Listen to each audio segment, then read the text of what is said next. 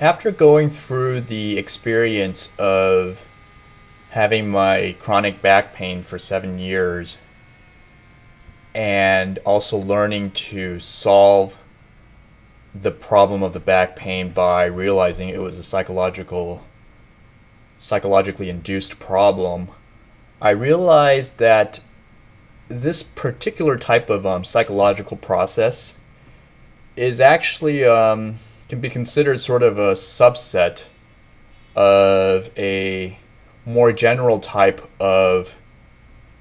behavior that's sort of unconscious in myself and probably a lot of people out there. And that's the behavior of reacting to certain negative stimuli in our lives, sort of as an automatic response. Because to tell the truth, up until near the end of my back pain experience, all my life I had never really been exposed to this idea that one could actually sort of choose not to react to certain negative feelings. And I'll give a couple of examples. For example, whenever, for example, I would feel sort of like a craving for sweet things, then I would never. I would pretty much just always sort of go and indulge that sweet tooth. And for example, also, if I was in a relationship with a girl and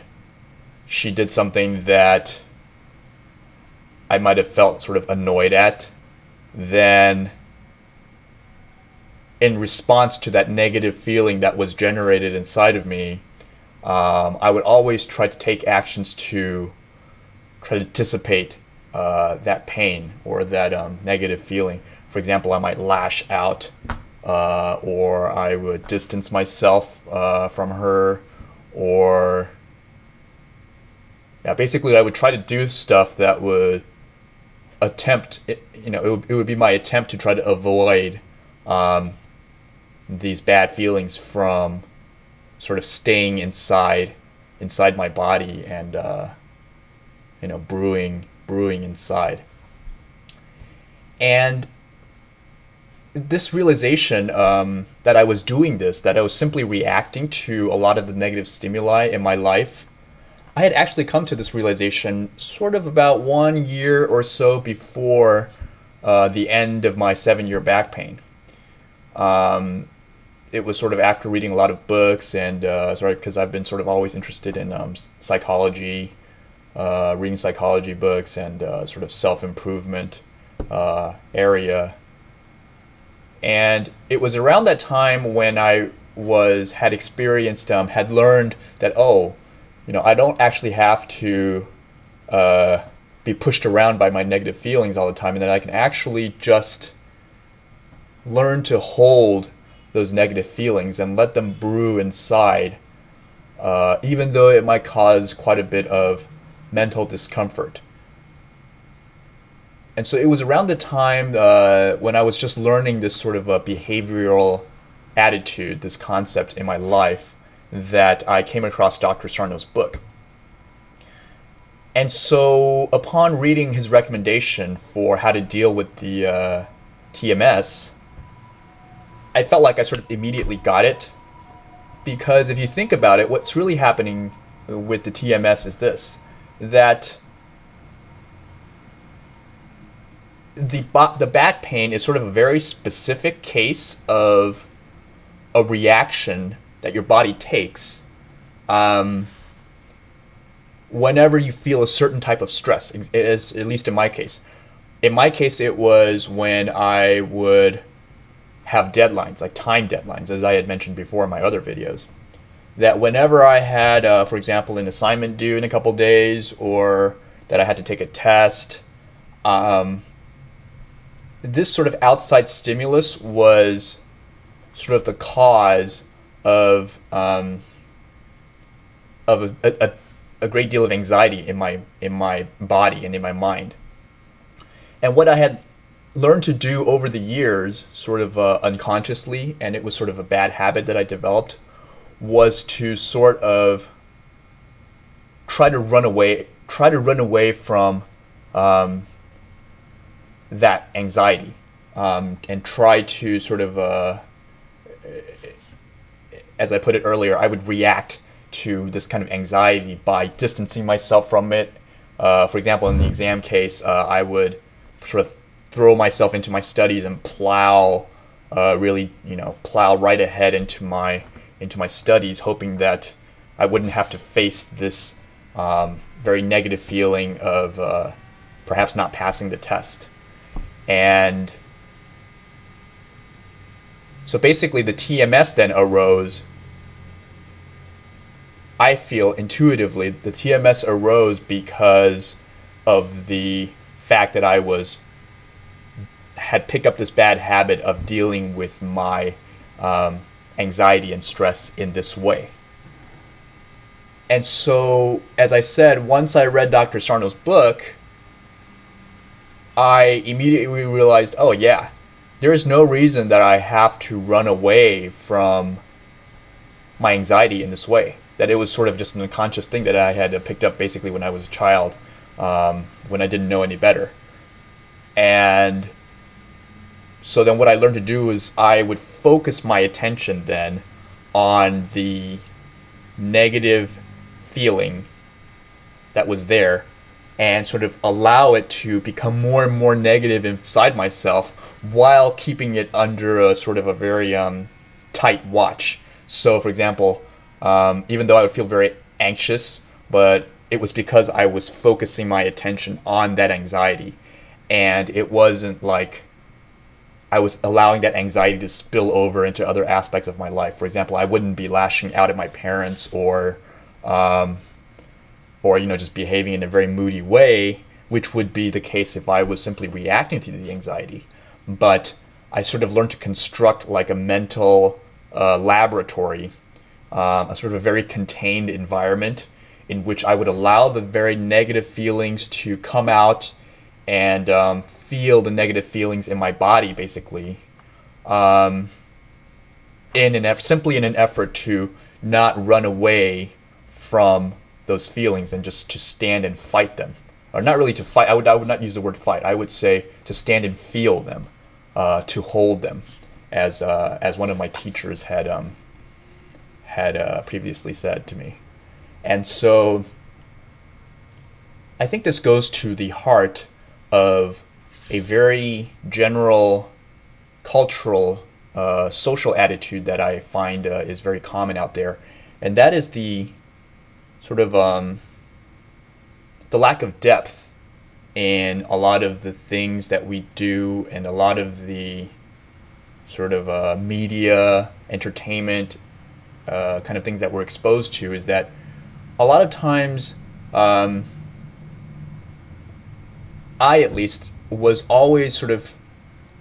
after a very quick fix to solve my problems. For example, I would be looking to feel good by watching a feel good movie, or I would if I had a sweet tooth, I would drink a sweet beverage to basically look for that quick fix of that rush, so that I wouldn't have to have that negative craving inside of me for something. And I realized that this was actually sort of a very superficial behavior on my part whenever I would be pushed around by my own cravings and desires in this way. And so, as I had mentioned, I sort of learned to acquire a little bit of depth, I realized, in how I dealt with my own emotions, probably around a year before the end of my back pain. And it was just that I had no inkling that the chronic back pain was actually caused by this exact same process of sort of acting very reactively to certain negative emotions in my life. And so once I read Dr. Sarno's book, it actually sort of struck a chord in me right away that, oh, not only not only can a lot of my actions be caused by a sort of a reactive, would be the result of reactive behaviors on my part, but actually pains in my body could also be the result of reacting to certain negative emotions in this way. And so it's sort of tied into this whole sort of psychological development that I was going through at the time.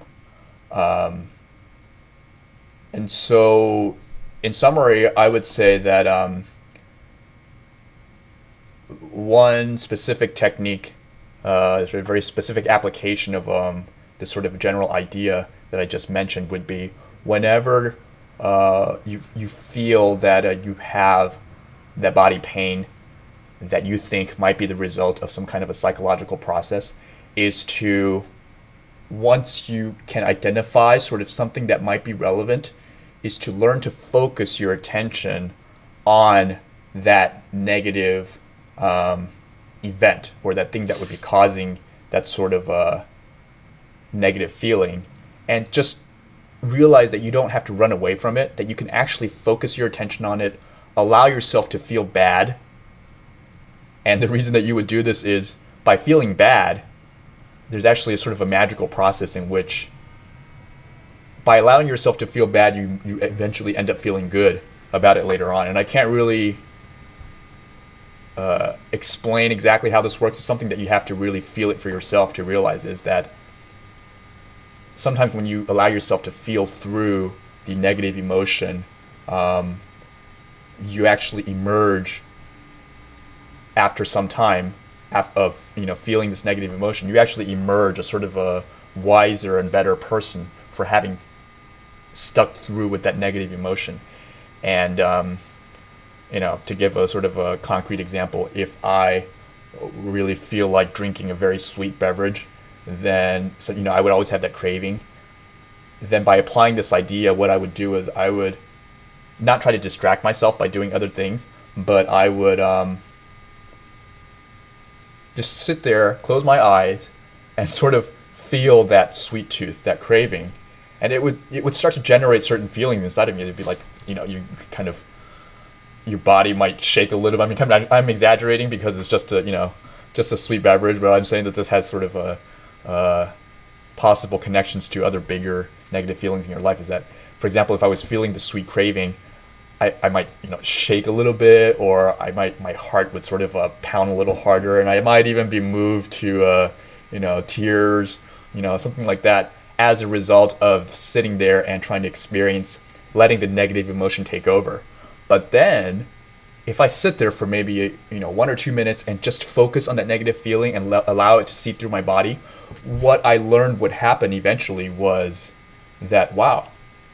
I actually, after 5 minutes, I actually don't really feel that negative craving anymore.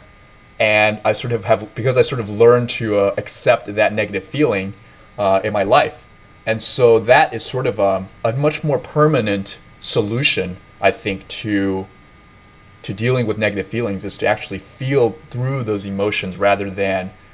just distracting yourself or running away. This is one insight that I really try to apply to different areas in my life, beyond just the back pain. And the back pain experience was sort of a reinforcement of this general direction that I had been sort of exploring in my own sort of emotional and psychological development. And so it's something that I wanted to share.